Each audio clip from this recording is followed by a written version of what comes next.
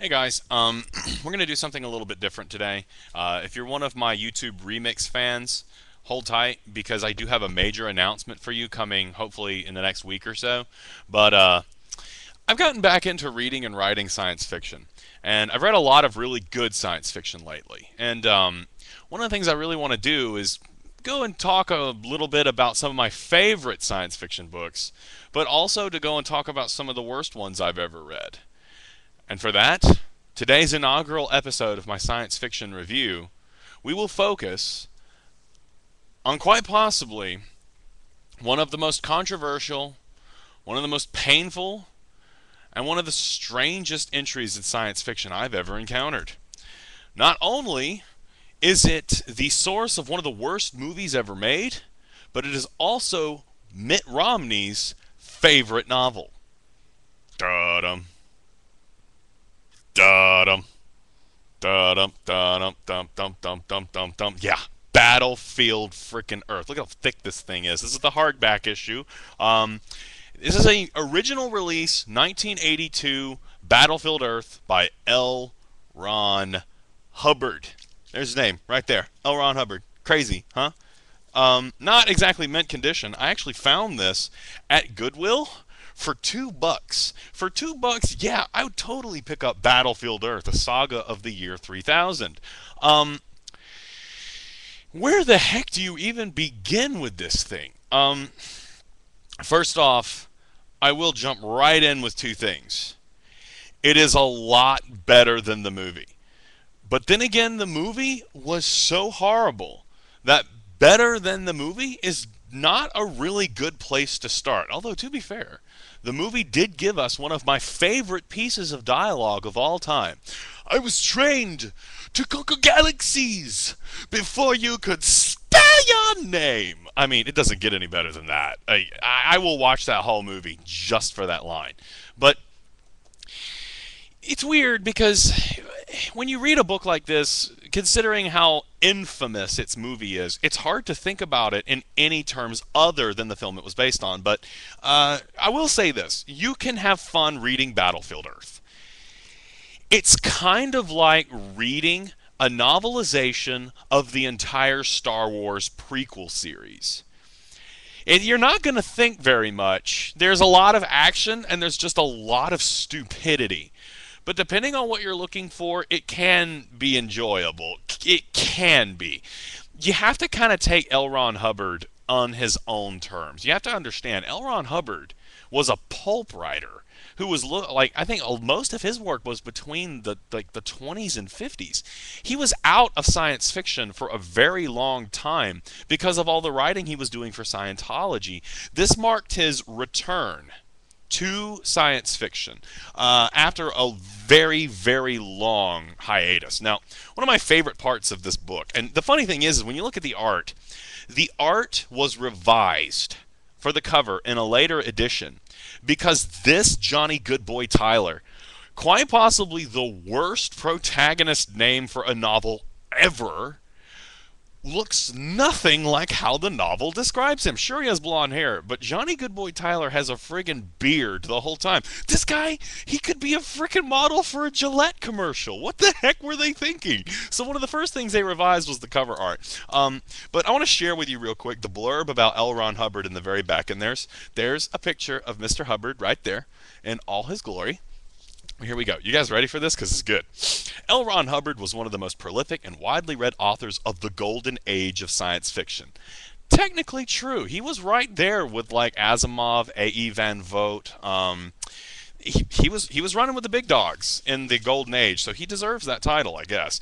During the 30s and 40s, Hubbard established himself as one of the top writers in the genre, along with A.E. Van Vogt, Robert Heinlein. Yeah, that's pretty good credentials right there. Heinlein was pretty good. Edgar Rice Burroughs, Clifford Simak, Isaac Asimov. No way. There's no way to compare those two guys. Isaac Asimov and L. Ron Hubbard are so different. It hurts my head that that is in there. And others. In the genres of science fiction, adventure, and fantasy, Hubbard has published 101 novels, 32 novelettes, 138 short stories. His fiction has sold over 22 million copies. Arguable. I'll let you. Maybe we might talk about that in a minute. This is my favorite part of the author blurb. He wrote this great new novel to celebrate his golden anniversary as a writer. What the heck? It's just ridiculous. But that's kind of part of the fun of Battlefield Earth because let me tell you, it is mind-numbingly stupid. Spoilers, spoilers, spoilers. I'm talking about this book and I'm going to pick it apart. The thing that I was waiting for from this novel was the big plot point of the first movie, and the movie actually only covers half of the novel, if that. It's actually it covers a little less than half. Um, the best thing about this novel, the action is so confusing, nonsensical. The science is just out of this world terrible, but the bureaucratic nature of the Psychlos and their society, it's actually kind of cool. Like to see how weird they are and to see why they do things the way that they do. That's kind of entertaining. My favorite parts of the novel was when we were following the Psychlos and when they basically Turl. I was rooting for Turl, the guy John Travolta played. Turl is a cool character. John Travolta did not do him any justice at all. He is a conniving, evil, manipulative person. Like he's emotionally manipulative and he's cruel and he's intelligent in a lot of ways that the movie did not give him credit for. And I was rooting for him. I was like, yeah, kill the humans. They suck. I hated those sections. They're ridiculous. But the part of this novel that I was most anxious about was the destruction of Psychlo. And I will say this.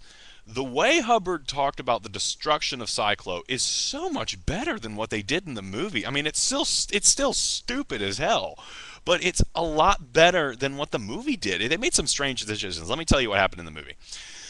They have these teleportation devices that connect Earth to Psychlo so that they can transport minerals. And of course, brief plot synopsis. Man has basically been conquered by the Psychlos. The Psychlos inhabit Earth. They're transporting minerals for their big galactic mining company. Man's an endangered species, blah, blah, blah. It's a really stupid plot, and it's very implausible. But anyway, in the movie, what they do is they put a nuclear weapon on the transport rig. The Psychlos breathe a gas that is extremely reactive to radiation. And the theory goes that when the nuclear weapon goes to Psychlo, it will blow up, react with their atmosphere, and destroy the planet. Whatever. Oh gosh. I mean, we can't even. It's, it hurts. Let me tell you how the novel did it. And the novel did it much, much better. I'm really shocked at how good it was. First of all, they never thought that the nuclear weapons would destroy the planet. The whole novel was filled with the suspense that Psychlo was going to retaliate. They didn't believe they destroyed the planet. They thought they just cut communication off from it. That was actually a really good plot device because they never even remotely believed that they had destroyed Psychlo. They were extremely doubtful about it. The other cool plot device that works in the novel is rather than one nuclear weapon going off on Psychlo and destroying the entire thing, it's 10. They put 10 nuclear weapons that each were capable of massive disruption to Earth's climate on that transport platform, and they all go off. That makes it a little bit more believable. And when you actually finally get to find out what happened to Psychlo, and they actually had a containment shield over the transport rig. Makes sense, right? If you got transport rigs all over the universe transporting minerals in, somebody's going to have that idea. But the thing is, with the 10 nuclear weapons, there was no way to keep it contained, and it just completely ignited Psychlo's atmosphere, destroyed the core, turned it into a star. I mean, yeah, it's still crazy stupid, but at least it was actually entertaining to read because the humans in the story never even really entertained the notion that they knocked Psychlo out. So when they find out that they did, it is a legitimate shock to everyone in the novel. So in that case, I was actually like, all right, I'm with you. That makes sense. That was kind of cool. And the scene where Psychlo actually explodes, bang up. Anyway, This thing is crazy long. It took me a whole month to read it, which is just really shameful for someone who reads as fast as I do. But it's very dense. There's a lot of crap in it. I mean, if you want to undertake this novel, you have to understand you're undertaking a huge task. You're going to crawl through it. And I'm going to put this out there too. The ending is bad. The ending will have you rolling your eyes and wishing that you'd picked up an Asimov novel. Seriously. It's a terrible ending. Leading up to the ending is kind of interesting though, because oddly enough, Hubbard has a weird skill for showing you a bureaucracy and showing you how ridiculous a bureaucracy is. His action is really bad. The action is just nonsensical. It might as well just be a bunch of people running around screaming. It's almost unreadable, the action sections. But what happens at the end is that in lieu of Psychlo's destruction, a whole bunch of other alien races gather together to try to harvest Earth and buy its mortgage. Earth has been mortgaged, right, to the Galactic Mining Company. Now that the Galactic Mining Company is gone, the mortgage falls to the humans, and we can't even remotely pay off that mortgage, so we'll default and get sold off to the highest bidder.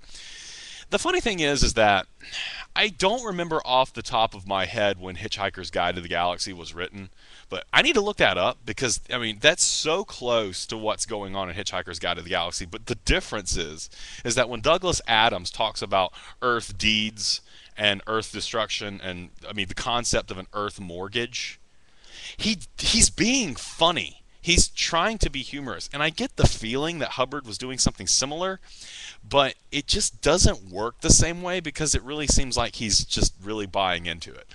And the way they get out from underneath this mortgage and the heroism that he tries to tie to Johnny Goodboy Tyler in the end, it's just really stupid. I kind of wish he had ended the book with the destruction of Psychlo and just kept it there because it would have been an appropriate ending. But all the bureaucratic stuff, even though it's kind of fun to read, the ultimate payoff is just so bizarrely bad that it just kind of leaves you feeling like you want to throw up. It's just not a very good delivery in the end.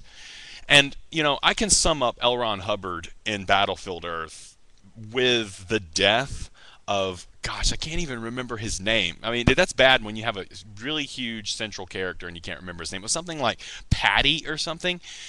There's a death of a young man who gets killed by the Psychlos. No, wait, excuse me. It was the Brigantes. The Brigantes, another character in the novel, you know, blow him up. It's really not even worth explaining. But the character dies. The character has a very undeveloped love interest with another very non-consequential character. And the funeral scene for this character I found hilarious. And it's clear Hubbard didn't mean it to be funny. But my God, it was a riot. I mean, you've got this girl screaming, "My love!" She's like got a locket that's like to my future wife, and it ends up in her hands, and she's wailing for her lost Patty or whatever his name was. And I'm like, I don't care. I could care less that this character is gone. It makes no difference to me. In fact, his death is quite possibly one of the funniest parts of the novel for all the wrong reasons, because Hubbard has absolutely no idea what he's doing in creating characters with emotional ties. It just flat out doesn't work, and it makes for great reading. And I mean, seriously, one of the best values for this book is to learn how not to handle your characters. It's just sad. There's several deaths in the book, and every time a character dies, I'm like, I could care less. I was actually more sad when Turl died. I was like, when one of the main villains of the book goes away, I was like, man, I liked him. I was supposed to be cheering when Turl died, but I was like, dang nabbit, he was quite possibly one of the best parts of the novel. And I just can't forgive Hubbard for that. All right, I'm running out of time here. Battlefield Earth, I would say, for curiosity purposes, it's a cool investment. It's a worthy experience, but it's bad. It's bad. And I have to really question Mitt Romney in this case for this to be his favorite novel.